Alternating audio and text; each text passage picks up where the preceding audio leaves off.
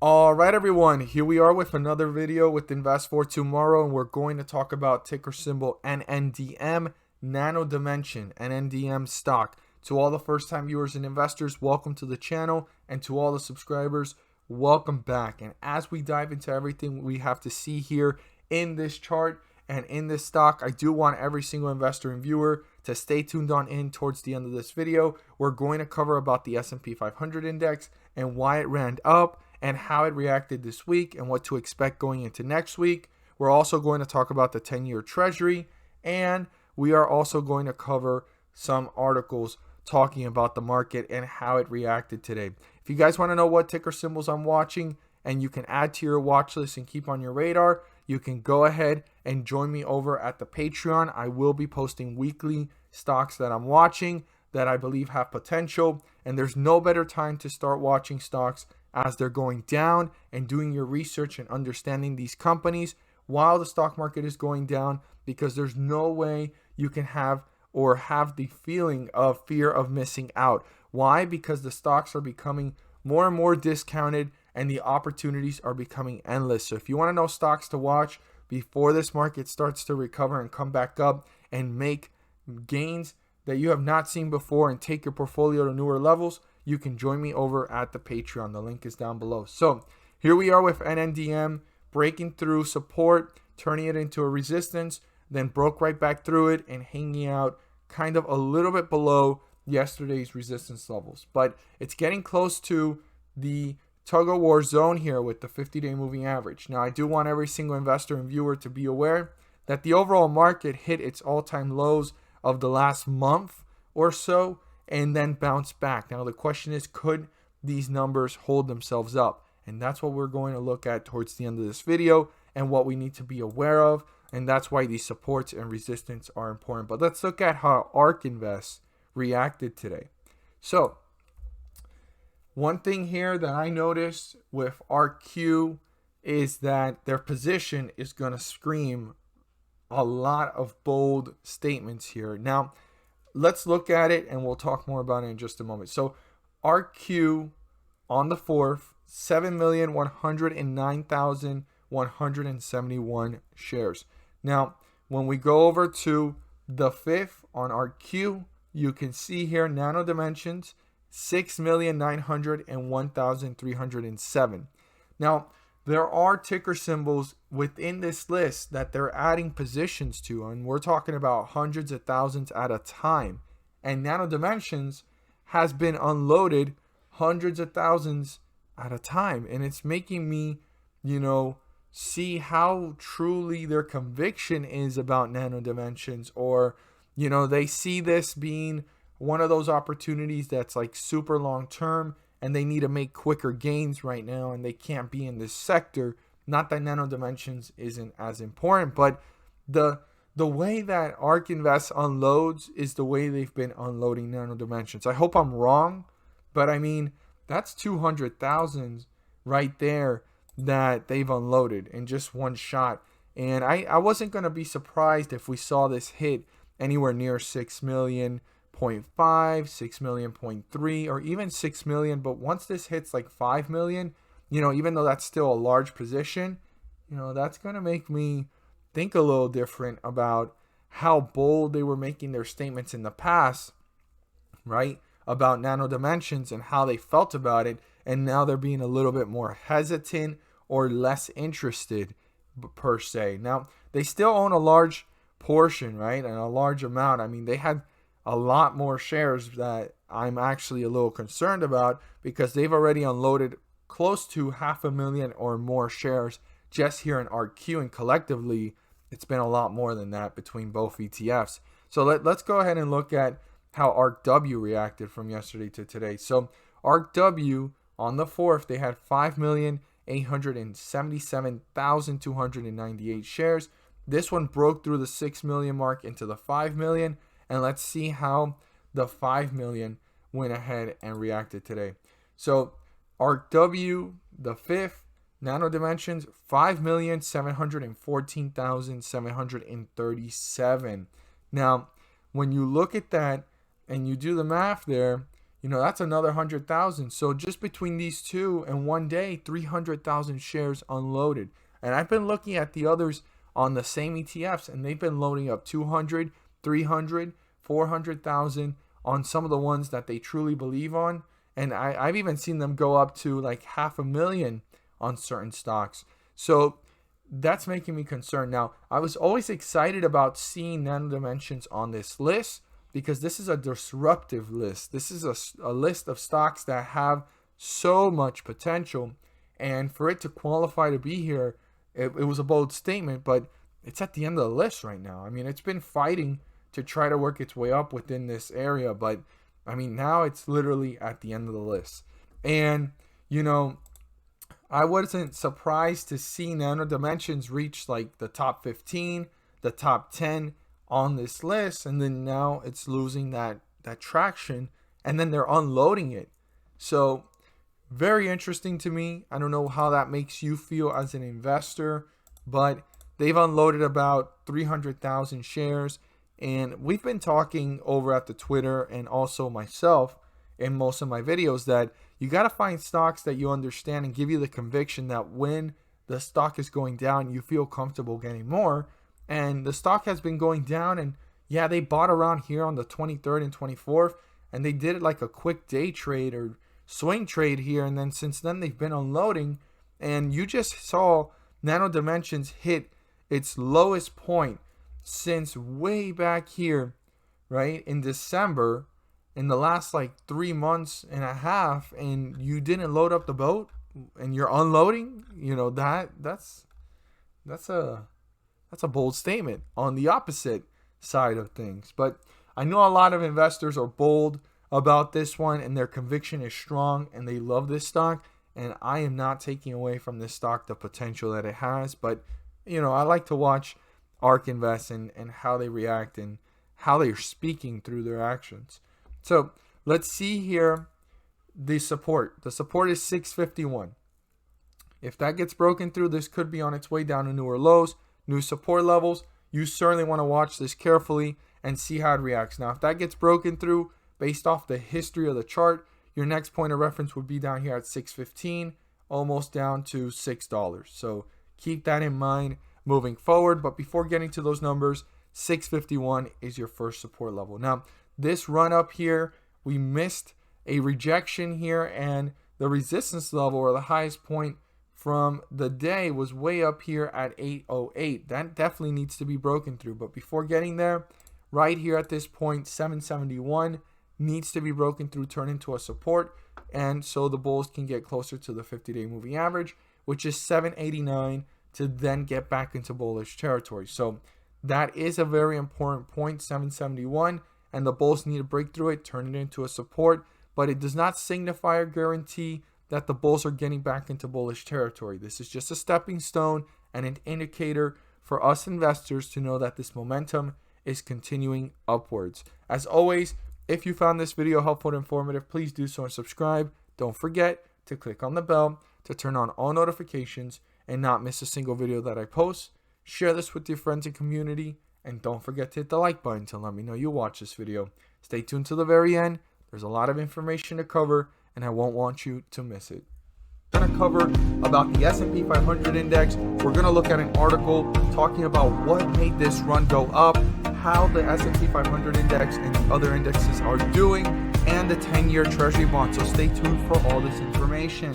So we have a lot to cover here, and we have the S&P 500 index here in front of us. And what I want us to be aware of is the fact that, yeah, today there was a run. We need to see if this run can hold itself up, and how quickly is it going to actually eradicate itself. Because when I look at the chart, I look at it this way. What do I see, and what is it showing me, and what is it that the chart is sending a message to me about? So the first thing is, I've been looking at the peaks, and every time we hit these peaks, right, we go ahead and dip harder.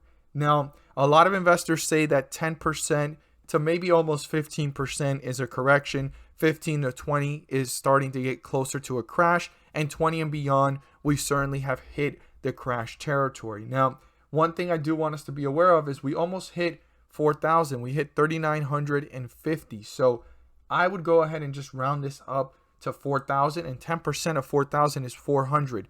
We are only around 250 right now. Even though we've been going down and up, down and up, down and up, we're still at 250. So I still see room here if we are in the midst of a correction, right? We need to see. Now, the reason why this ran up, which we see here in our articles, is the fact that dip buyers fuel stock rebounds. So that's the first thing.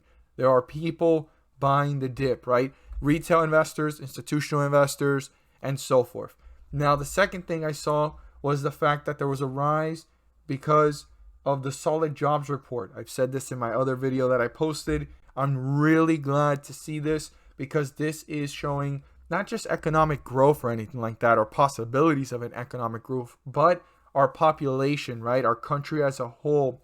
Jobs reports are looking pretty solid, or a little bit better than expected. It's not all about the market. It's not all about us making gains. It's also about our country and our people. So that's cool. Then we also have massive fiscal stimulus and vaccination drives. Those are the two other things driving the market right now, which could be the fiscal stimulus could be a temporary run. Vaccination drives could be temporary as well, just for a few weeks or months. So that's something we need to think about as well. And then we have here our 10-year Treasury. So when we go to the 5-day, you could see it here. It's at 1.55. Watch, it's going to spike up. And this is what the article was saying as well. Watch.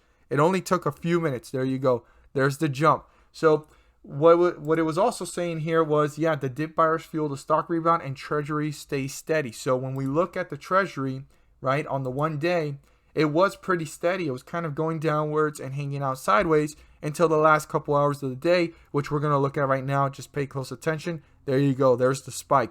1.5770 right now. And then we put the 1 month, it's going to spike up higher. So when we look at this, we've been going higher and higher, and this is not going to show its effects yet, probably for the next few days or weeks, or we might see it as early as Monday starting to affect the market if it stays around these levels or actually goes higher. And then the S&P 500 index is going to do what? It's going to actually start to go in the downward direction again.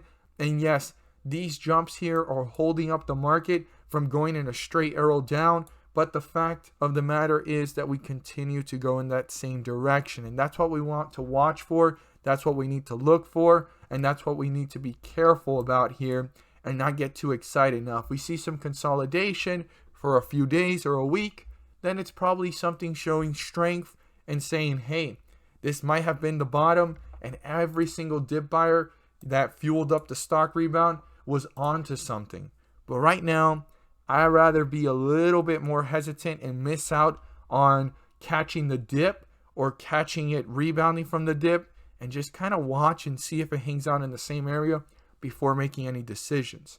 Now, I do want every single investor and viewer to be aware that if you're a first-time investor or a beginning investor, these type of corrections and crash, they tend to happen in the market. I mean, we went through several of them throughout the year last year, back in September, October. We even went through one in June. Now, the thing about these corrections, quote unquote, that are healthy is because of the fact that when these corrections happen, it allows for bull markets to begin or actually start to stir up to go to newer levels.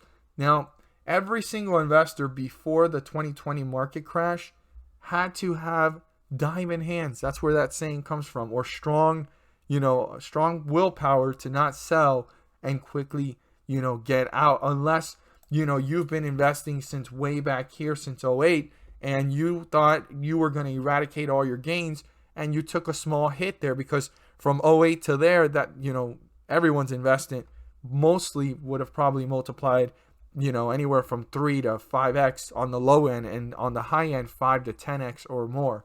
So that's probably someone that went ahead and got out. But anyone that was investing here in 2018 and felt that correction and then started to ride that bull run, and then here in 2020 panicked, they learned the behavior. It takes a few years to learn the behavior. So anyone that got in after this dip and you're feeling a little bit worried about this dip, this is where you're supposed to learn, and you're also supposed to think about the stocks that you're in. Do you understand them, and do you see yourself holding them more than a month, more than 6 months, and more than a year? It's very important to understand that about the market. You could do speculative plays. You could do penny stocks if you want to. That's not financial advice. I'm not telling you guys to buy, sell, or hold any type of stock. That's an opinion if you want to go ahead and do that. But you need to have a portfolio as well that gives you a foundational ground to understand what your goal is as an investor long term. So these pullbacks, the one we're going through right now, if you feel like it's a big thing, don't worry about it compared to the long run. I mean, look how many times we've been through small corrections or even a crash, right? Like the one we saw in 2020. So any new investor or beginning investor, this is where you're supposed to learn and not run, okay? Because if you ran back in 08, you would have missed this run. If you would have ran back in 2015 in that dip, you would have missed this run. If you ran in 2018, you would have missed the run from 2019 all the way up to 2020. And if you would have ran from 2020, you would have missed the dip from here to 2021. And I will be saying a story in 2022, 2023, 2024. If you ran from the dip in 2021, you would have missed the bull run for all these last several years. So definitely that's a message to every learning investor, beginning investor, and even experienced investors that are being a little bit hesitant or being discouraged by the market's movement. This is normal behavior. It's part of the market, but this is why you need to know what stocks you're in and which ones give you the conviction to stay. And this is where you're supposed to get the opportunity to go ahead and load up on more shares the more you can. Now, let's talk about the tweet of the day. So the tweet of the day was, what two catalysts so far in the last week have made the stock market reach these lows we have seen? Do you believe the market will have a slight jump tomorrow or continue its trajectory, how you were supposed to go ahead and pronounce it and write it, but I went ahead and put trajectory and the word tragic in front of Tory. So everyone's looking at it as a tragic pullback. This is not so far anywhere near a crash. We're in a correction. And the two catalysts that have happened so far, and thank you for the one person that went ahead and commented how they felt and what they were stating. But the two catalysts that have happened so far is the fact that the Treasury bonds, right, the 10-year Treasury and all the other ones, they spiked up pretty fast. And then also the date that Jerome Powell came to speak and try to ease things off, and it did the opposite. But today, we're seeing the effects. I guess everyone slept on it, and they took advantage of the dip, and they bought more shares, and the S&P 500 ran up a little bit. But I do want every single investor and viewer to be aware that we need to watch this carefully. We do, and there is room here, if we're in the midst of a correction, for it to pull back a little bit more. So, what do we do now? Well, my best advice is to pay close attention to the market. Start looking for stocks that you want to learn about or you once wanted and invested in, but it was so overpriced and now it's looking like an opportunity. A stock that was probably at $50 and it's at $20. A stock that was at $30 and it's at $20 or $15, and you have a conviction that it could grow. Look into those stocks. Do your research. This is the time to do research and have all the time in the world to not fear of missing out. And that's one of the best things about pullbacks. Now, hopefully we're not in a crash and we're in a correction, but prepare yourselves. Be prepared and aware. As always, guys, thank you guys so much for watching, and let's make some money.